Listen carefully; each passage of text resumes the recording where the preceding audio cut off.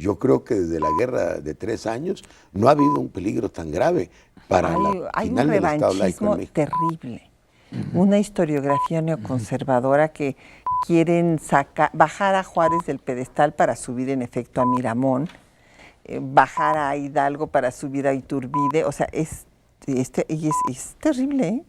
Porque la ¿Y se expresa en cantidad las escuelas privadas? y en las públicas, en el Colegio de México, por ejemplo.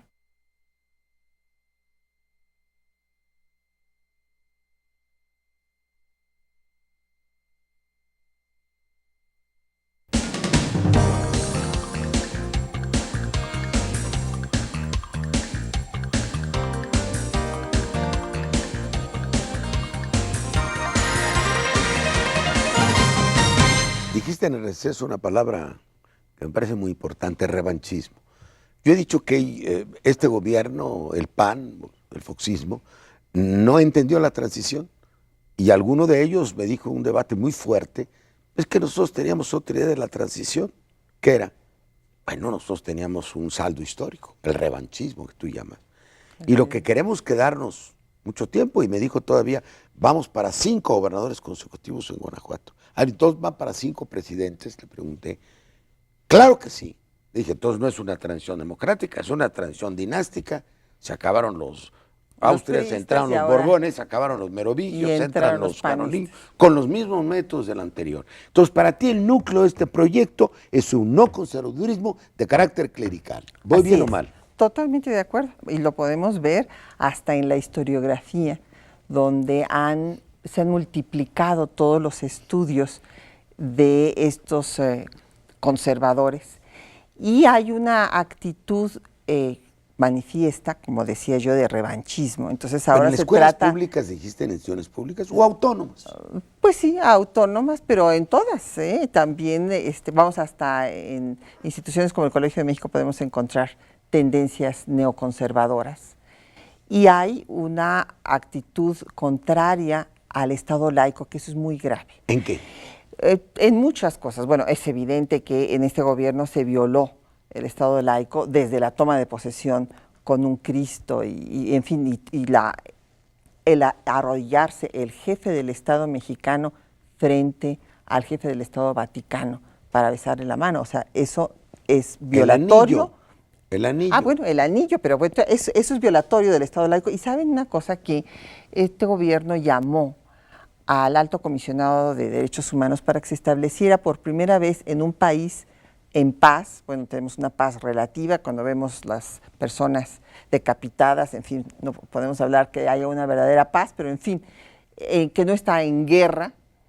Se estableció una oficina del Alto Comisionado de Naciones Unidas y cuando salió el diagnóstico, este diagnóstico no gustó, entonces no fue difundido. Y en este diagnóstico se establecen todas las violaciones que se han dado al Estado laico. O sea, cómo el laicismo se ha visto. Eso? Vamos a subirlo en internet.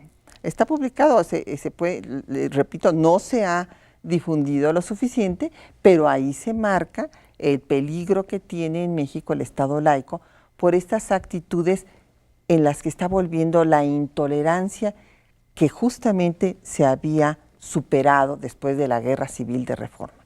Entonces ahora tenemos otra vez una actitud excluyente, persecutoria de personas que no piensan como piensa quien está en el poder. Y eso me parece del que ecumenismo, de que se juntan todas las iglesias y funciona en la práctica. Pues yo creo que no, porque bueno, seguimos teniendo una iglesia mayoritaria. La situación de las relaciones iglesia-estado en nuestro país siempre ha sido diferente a la de Estados Unidos, por ejemplo. En Estados Unidos la autoridad civil siempre ha prevalecido sobre la pluralidad de iglesias. Pero aquí hemos tenido una iglesia ecuménica, que es la iglesia mayoritaria y que por eso pues, ha sido un poder fáctico determinante en la historia de México. Yo tengo una impresión, ahora que he estado recorriendo de nuevo el país, que ya son generacionalmente 2 países. De los que tienen o tenemos de 35, 40 años para arriba, todavía hay libro de texto gratuito. Todavía tenemos una concepción de la historia que corresponde a las luchas del pueblo mexicano, su lucha por la soberanía, por por el rescate de la nación, por el Estado laico, pero que después viene un cambio, ¿sí?, en donde predomina la decadencia de la escuela pública, el avance de la escuela privada y esta especie de contrarreforma intelectual.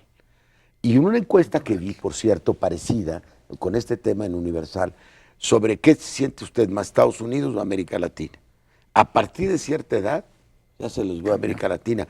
No estamos en el fondo en un parteaguas de la historia de México, que si nos descuidamos se va a ir como hilo de media, con la enorme contradicción, y perdón que me extienda, de que México fue el país más progresista de América Latina en su conjunto, en el conjunto de su historia. Así es. Habría un gobierno, si esto se coagula, se consolida, más conservador en toda América Latina que el mexicano, ¿no? Ni Colombia. Bueno, pues no, sería algo parecido, pero esto me parece que es muy grave, iría en contra de nuestra historia y yo espero que no se dé, precisamente por eso la importancia de que haya gentes que defienden al Estado laico y que haya esta organización de la ciudadanía para acotar esta posibilidad de tener un gobierno de ultraderecha. Pero todo esto pasa por el respeto a la soberanía popular, ¿o no crees, Víctor? Si no se respeta, ¿qué vamos a hacer?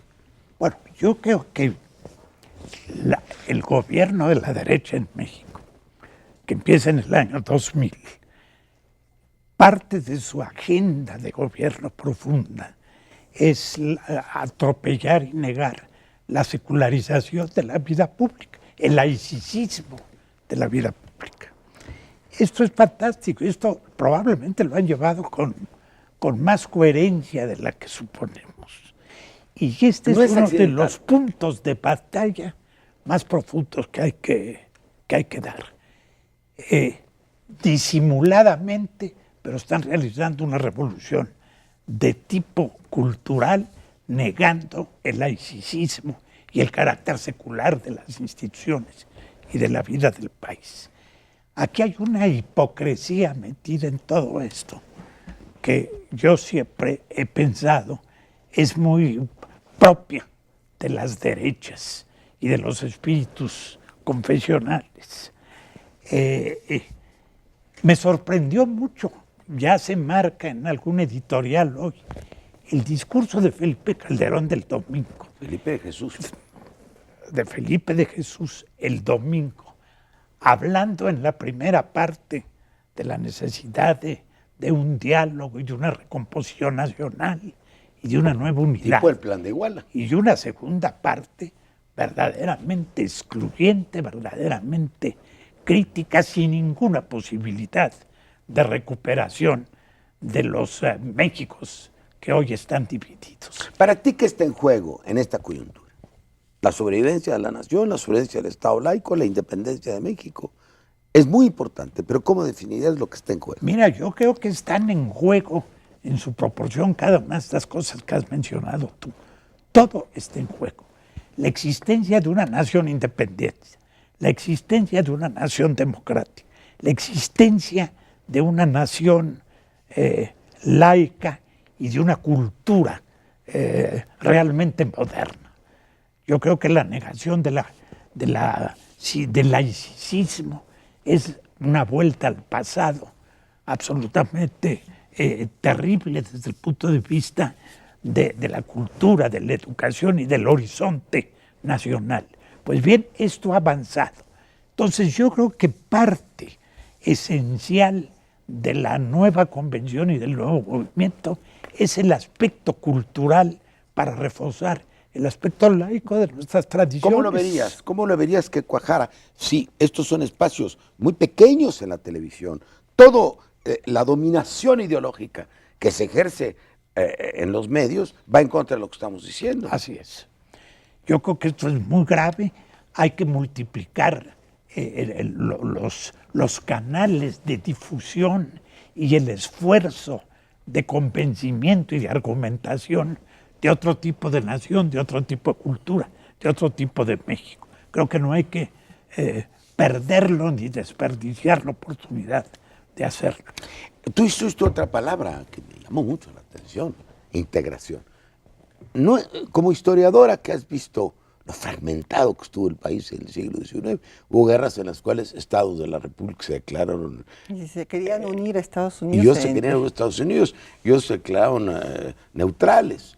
Entonces, no está en juego también la integridad del país. ¿Te acuerdas en aquel seminario que organizamos en Bruselas, El ¿no? encuentro de liberalismo. El encuentro de liberalismo sobre Maximiliano Carlota Juárez.